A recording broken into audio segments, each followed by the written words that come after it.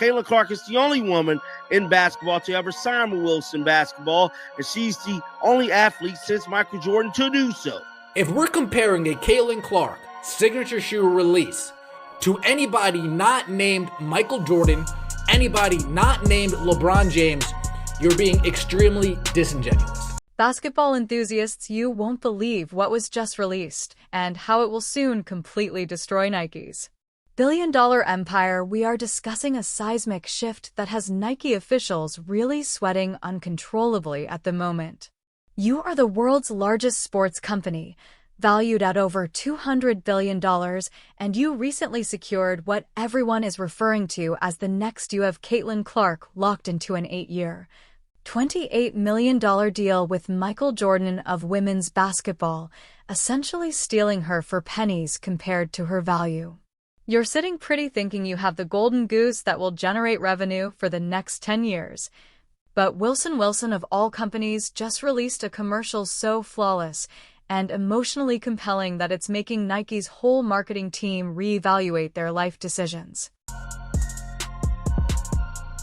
When you strip away the noise and the bright lights, it's just the game you loved as a kid. Chant of defense by the Clark fans. And here's the thing, they did it with basketballs, not shoes, but the impact is going to change everything. Let's give you a glimpse of Nike's current disastrous situation. Over the past few years, the company has completely collapsed. We're talking about a business that has lost over $100 billion in value since 2021. Things got so bad that people were literally calling for their CEO to be fired, and guess what?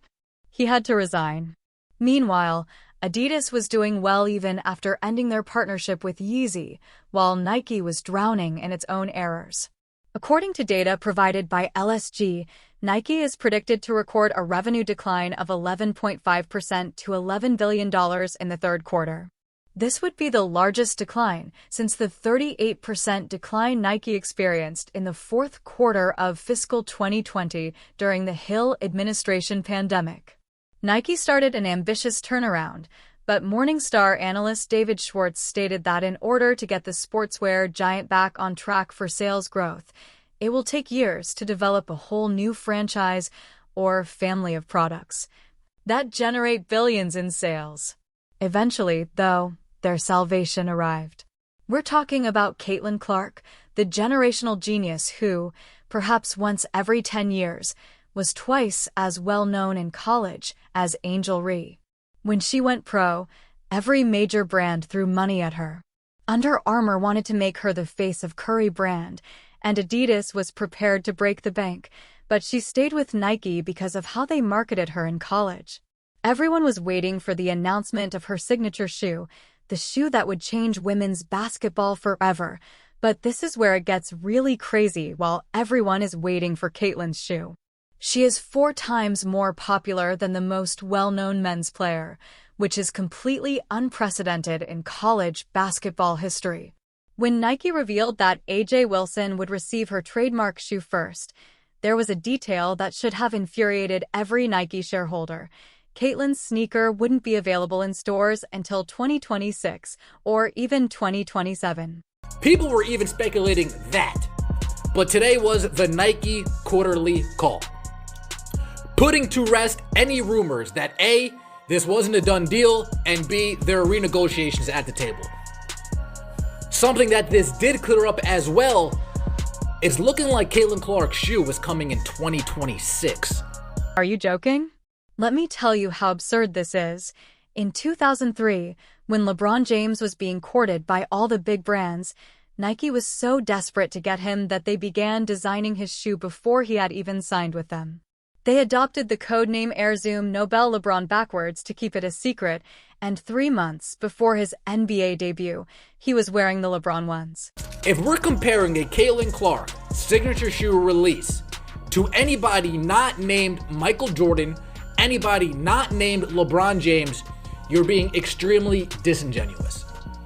Extremely disingenuous. We can't compare abnormality to normal behaviors. We can't compare the extreme case, the rarest of the rare case, to an average Joe Schmo walking down the street singing do I did it dum diddy do.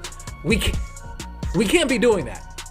We only compare Clark to Jordan, Clark to James, Clark to Tiger, Clark to Gretzky, Clark to Ali. That's it. Nike changed their time frame from 3 months to 3 years, which means that something is badly wrong and will soon be revealed in the most embarrassing way possible. When Caitlyn signed her contract, prominent media ran headlines inquiring as to why people were upset with her landing a shoe deal. Some fans contended that A.A. Wilson should have received her shoes before Clark, who hadn't even participated in a WNBA game. However, the truth is that business isn't about fairness. Rather, it's about what makes money, and Allen Iverson outsold Tim Duncan in those shoes even though Duncan was the superior player. A.A. Wilson isn't Tim Duncan. She is actively being promoted by Nike through billboards and commercials. This is where things get really awkward because she has made some dubious remarks about white players and their privilege when talking about Paige Bueckers. She stated that the player's success was guided by her privilege and that she is obviously good at basketball, almost as an afterthought.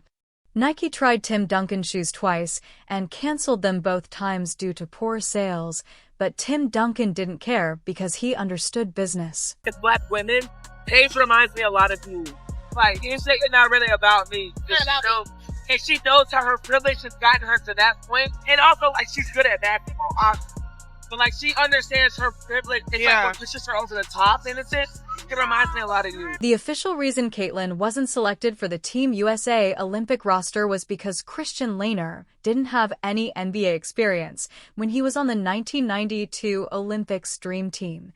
However, 20 years later, Caitlyn Teresi was a WNBA rookie when she made the 2004 Olympics team and had similar stats to Clark at the time, but she went on to dominate as a rookie, leading all WNBA rookies in multiple categories, fourth in MVP voting, and single-handedly transforming WNBA viewership hurt games, which averaged over 1 million viewers, while regular WNBA games drew 300,000 tickets.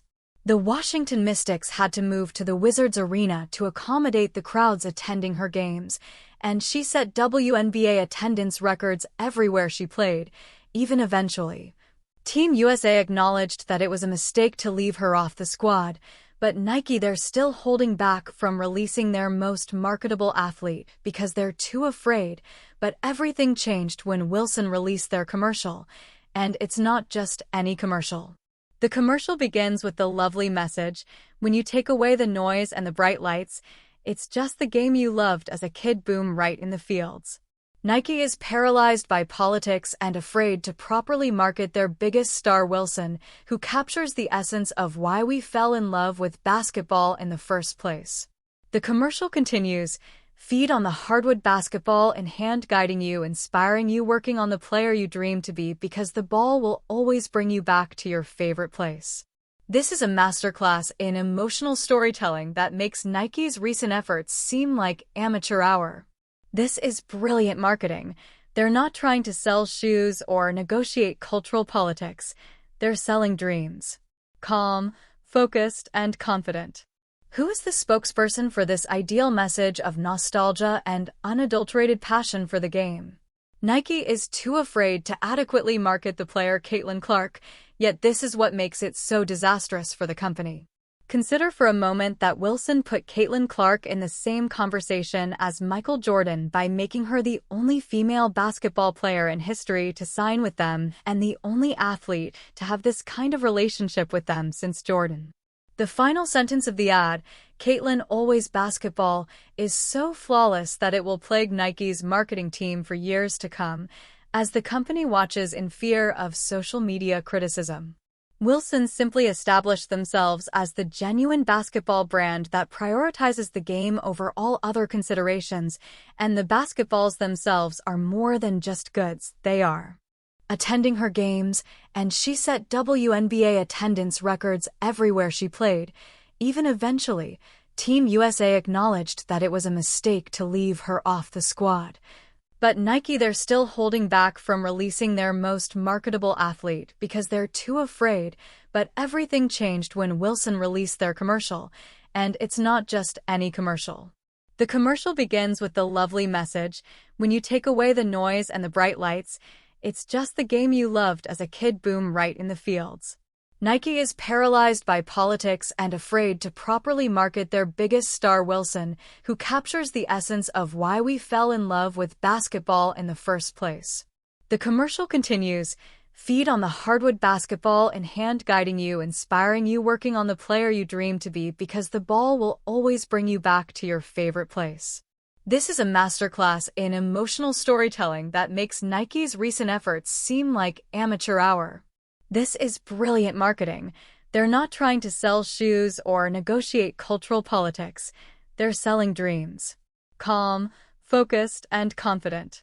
Who is the spokesperson for this ideal message of nostalgia and unadulterated passion for the game? Nike is too afraid to adequately market the player Caitlin Clark, yet this is what makes it so disastrous for the company.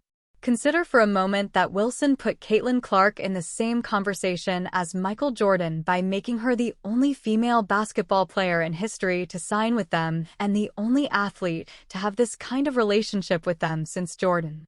The final sentence of the ad, "Caitlin always basketball," is so flawless that it will plague Nike's marketing team for years to come, as the company watches in fear of social media criticism. Wilson simply established themselves as the genuine basketball brand that prioritizes the game over all other considerations, and the basketballs themselves are more than just goods, they are statements. Wilson's staff spent months researching every aspect of Caitlin, including her favorite color, her interests, and what she would do if she weren't a basketball player. They even kept an eye on her social media and wardrobe decisions, treating her like the celebrity she is, while Nike saw her as a political liability. The team started with 50 design concepts and narrowed them down, according to Christopher Rickard, Senior Director of Global Production at Wilson. Sometimes the color or pattern didn't work, and other times what seemed like a great idea on paper didn't quite translate into reality. The commercial debuted alongside a brand new line of basketball that will be released on June 23rd, and the response has been incredible. Basketball fans are praising Wilson for concentrating on the game rather than getting sucked into cultural politics. From the sounds of this interview, it seems like she's probably going to make more money overseas in EuroLeague than she did during this WNBA season. The commissioner told her that she could make $700,000 playing in the WNBA. Meanwhile, Wilson is executing the ideal marketing campaign with their athlete, using basketballs to tell the story they're too afraid to tell with shoes, while Nike's quiet about their biggest women's basketball star is growing louder by the day. When you allow fear to guide your business decisions rather than talent and marketability, this is what occurs. Nike paid $28 million over 8 years to sign Caitlin Clark, which is a great deal for someone who has already demonstrated that she can make a difference unlike any other women's basketball player in history. However, they are so terrified of the possible backlash that they're allowing a basketball company to steal their ideas that it's heartbreaking. Nike's success was based on athletes who revolutionized the sport. Michael Jordan, Woods, Tigers, LeBron James, these individuals were not only exceptional athletes, but also cultural icons who revolutionized the way we view sports marketing. Conversely, Wilson sees exactly what Nike has. They're not just producing basketballs with Caitlin Clark. They're making a statement about authenticity, putting the game first, and recognizing greatness regardless of what Twitter thinks of it. Yet, Nike is too preoccupied with handling internal politics to see the gold mine. And here's the scariest part for Nike. This ad is more than simply effective advertising. The marketing is flawless. It highlights Caitlin Clark's passion for the game, her genuineness, and her capacity to motivate the next generation of gamers while capturing everything that makes her unique and avoiding controversy. The commercial has been viewed millions of times, shared on all social media platforms, and praised by both basketball fans and marketing experts. The production value is amazing, the message is universal, and the emotional impact is undeniable. When you watch it, you don't think about politics or controversy. Instead, you think about why you fell in love with basketball. That's the power of great marketing, and Nike should have been doing that with their biggest women's basketball star instead of sitting on the sidelines while Wilson shows them how it's done.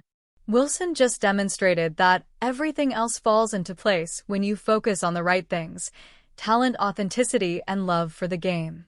This changes everything because it reveals Nike's cowardly strategy, which is to waste the biggest opportunity in women's basketball history in order to appease certain people.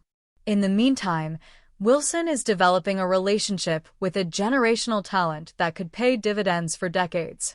The basketball world is watching and taking notes, and if Nike doesn't properly market their own athlete, other brands will step in and show them how to do it. Wilson just fired the first shot, and it's a perfect bullseye. Nike needs to wake up quickly because Wilson is busy making history while they are busy handling politics. In business, just like in basketball, you either step up or get stepped on. The game has changed, and Wilson has demonstrated that they are better at it than the so-called experts. This is just the